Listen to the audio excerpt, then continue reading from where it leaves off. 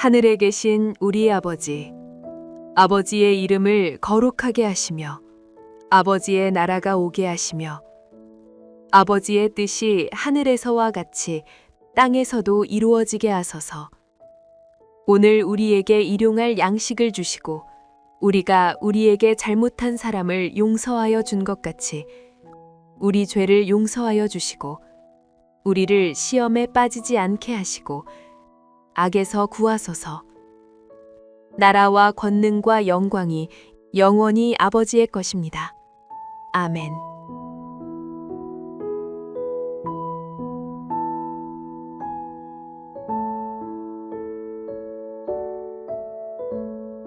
그때 분봉왕 헤롯이 예수의 소문을 듣고 그 신하들에게 이르되 이는 세례 요한이라 그가 죽은 자 가운데서 살아났으니 그러므로 이런 능력이 그 속에서 역사하는도다 하더라. 전에 헤롯이 그 동생 빌립의 아내 헤로디아의 일로 요한을 잡아 결박하여 옥에 가두었으니 이는 요한이 헤롯에게 말하되 당신이 그 여자를 차지한 것이 옳지 않다 하였음이라.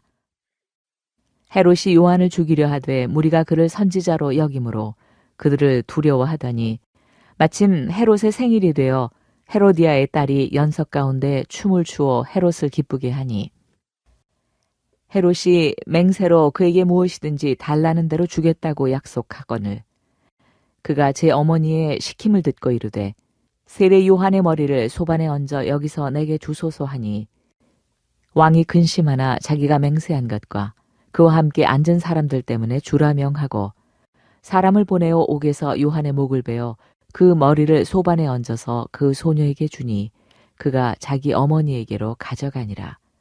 요한의 제자들이 와서 시체를 가져다가 장사하고 가서 예수께 아뢰니라.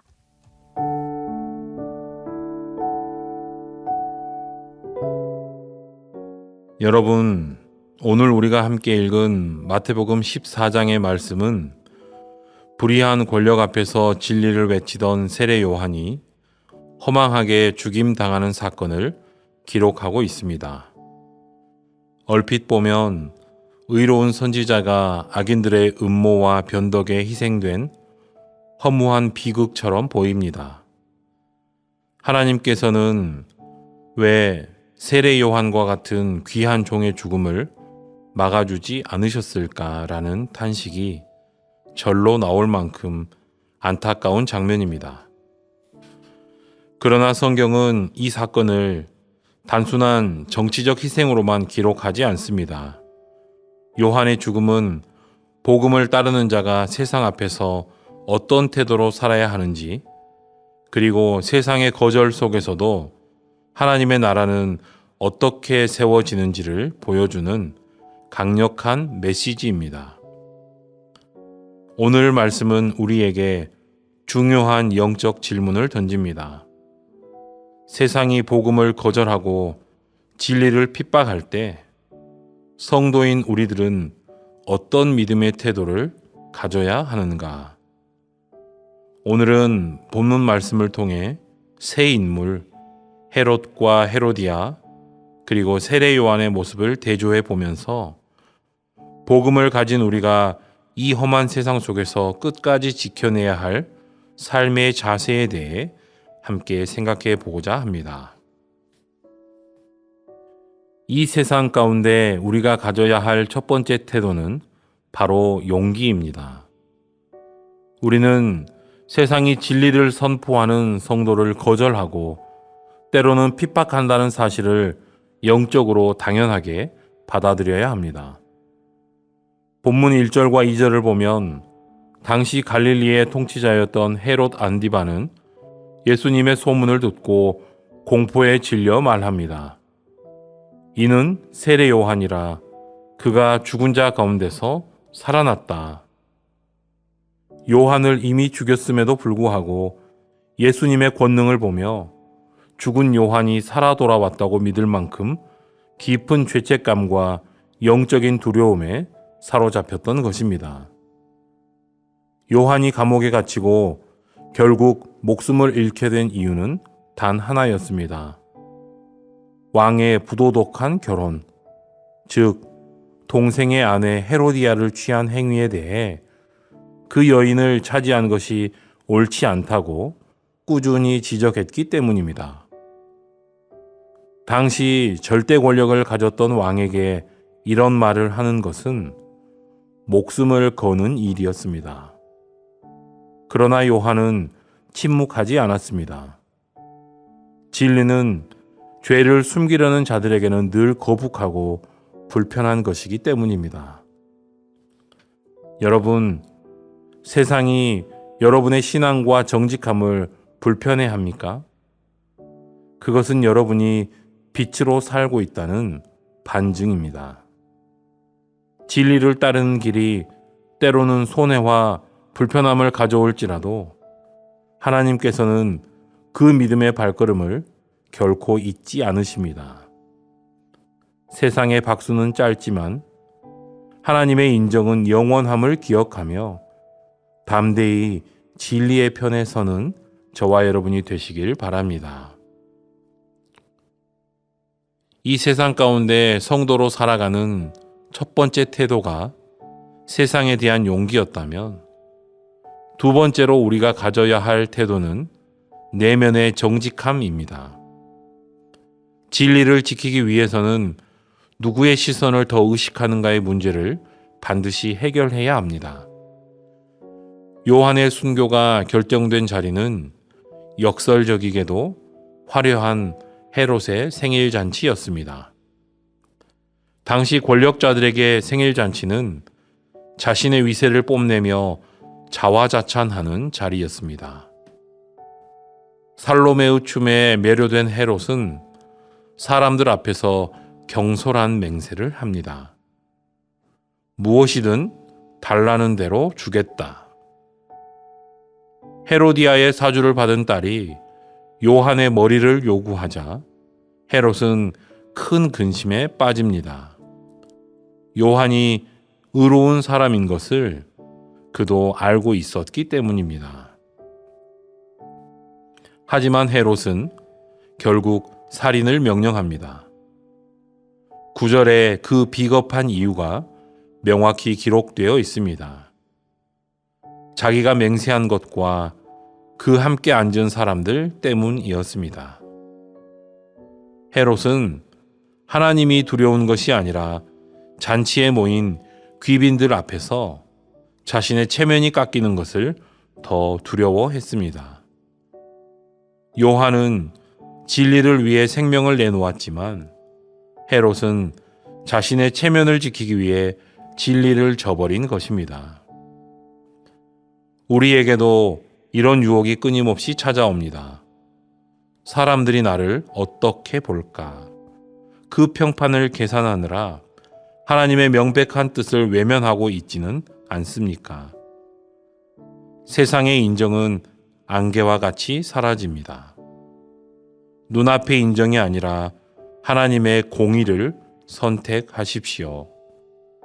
사람 앞에서 체면을 지키려다 영혼을 잃는 헤롯의 길이 아니라 생명을 잃더라도 하나님 앞에서 정직함을 지키는 요한의 길에 참된 승리가 있음을 기억하시기 바랍니다.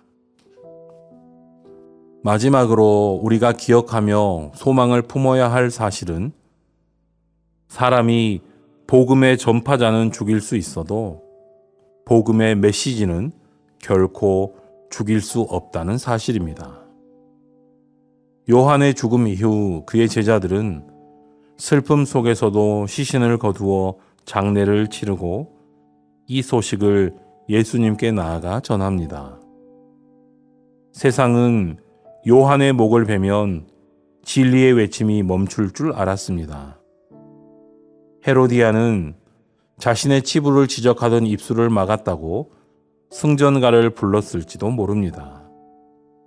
그러나 복음은 거절당할수록 더 선명해지고 핍박받을수록 더 힘있게 퍼져 나갑니다. 요한의 죽음은 침묵이 아니라 오히려 오실 메시아의 고난을 예표하는 장엄한 선포가 되었습니다. 요한의 사역은 끝난 것처럼 보였지만 그가 예비했던 길의 주인공이신 예수님의 사역은 더욱 힘차게 시작되었습니다. 하나님의 나라는 사람의 악행으로 결코 멈춰지지 않습니다. 여러분, 복음을 전하다가 외면당하고 말씀을 따라 살다가 조롱당할 때 이 확신을 가지십시오. 복음은 결코 헛되지 않으며 진리는 결국 하나님의 때에 찬란한 열매를 맺습니다. 우리의 외침이 오늘은 묻히는 것 같아 보여도 하나님의 나라 안에서는 결코 사라지지 않는 영원한 메아리가 될 것입니다. 요한처럼 끝까지 사명을 다하는 담대한 증인이 되시기를 바랍니다. 사랑하는 성도 여러분, 오늘 본문은 세례 요한의 죽음을 통해 복음을 따르는 삶이 무엇인지 우리에게 가르쳐 줍니다. 요한은 광야에 외치는 소리로서 자신의 사명을 다했습니다. 그는 권력 앞에서도 비굴하지 않았고 죽음 앞에서도 당당했습니다. 하나님 나라의 백성은 사람의 시선에 갇혀 사는 사람들이 아니라 하나님의 말씀을 나침반 삼아 사는 사람들입니다. 여러분, 삶의 자리에서 요한처럼 진리를 붙드십시오. 세상의 유혹과 핍박 속에서 사람들이 무엇이라 하는 것을 묻기보다 하나님의 뜻은 어디에 있는가를 먼저 물으십시오. 우리가 진리 안에 거할 때 세상이 줄 수 없는 평안과 하나님 나라의 영광이 우리의 삶을 덮을 것입니다. 오늘 하루도 그렇게 복음의 길을 담대히 걸어가는 베들의 성도님들이 되시길 간절히 소망합니다. 기도하시겠습니다. 하나님, 오늘 세례 요한의 순교 사건을 통해 복음을 위해 사는 자가 걸어가야 할 길이 무엇인지 깨닫게 하심에 감사를 드립니다. 때로는 이해할 수 없는 고난과 비극 앞에서도 하나님의 나라는 멈추지 않고 전진한다는 이 소망의 메시지를 우리 영혼의 닻으로 삼게 하여 주옵소서. 하나님, 우리에게 세상의 거절 앞에서도 굴하지 않는 거룩한 용기를 허락하여 주옵소서. 우리는 세상에서 적당히 타협하고 좋은 게 좋은 것이라며 침묵할 때가 많았습니다. 그러나 오늘 세례 요한은 목숨을 잃을지언정 하나님의 말씀을 선포하는 일을 멈추지 않았음을 봅니다. 주님, 우리가 빛의 자녀로 살아갈 때 세상이 우리를 불편해하고 외면할 수도 있음을 기억하게 하옵소서. 세상의 박수보다 하나님의 인정을 더 갈망하며 어떠한 상황 속에서도 진리의 편에 서는 담대한 성도들이 되게 하여 주옵소서. 우리의 내면이 헤롯과 같은 비겁함이 아닌 요한과 같은 정직함으로 채워지기를 간절히 원합니다. 헤롯은 사람들의 시선과 자신의 체면을 지키기 위해 의로운 자를 죽이는 죄를 범했습니다. 우리 또한 사람들이 나를 어떻게 생각할까 하는 두려움 때문에 하나님의 뜻을 외면했던 적은 없었는지 돌아보게 하여 주옵소서. 안개와 같이 사라질 사람의 평판에 목숨 거는 인생이 아니라 영원하신 하나님의 기준 앞에 바로 서는 지혜로운 인생이 되게 하여 주옵소서. 하나님, 복음은 결코 패배하지 않는다는 강력한 확신을 우리에게 주옵소서. 세례 요한의 입술은 막혔으나 그가 전한 메시지는 예수 그리스도를 통해 더욱 힘있게 울려 퍼져나갔음을 봅니다. 우리가 삶의 자리에서 말씀을 따라 살다가 조롱당하거나 전도하다가 거절당할 때 이것이 끝이 아니라는 소망을 품게 하옵소서. 우리의 눈물 어린 외침과 순종의 발걸음은 하나님 나라의 생명책에 기록되며 반드시 하나님의 때에 찬란한 열매를 맺을 것을 믿습니다. 악인들이 승리하는 것 같은 이 세상 속에서도 결국 승리의 깃발은 하나님의 나라에 있음을 신뢰하며 오늘 이 하루도 걸어가게 하여 주옵소서. 예수님의 이름으로 기도하옵나이다. 아멘. 더 깊은 묵상과 기도를 이어가시기 바랍니다.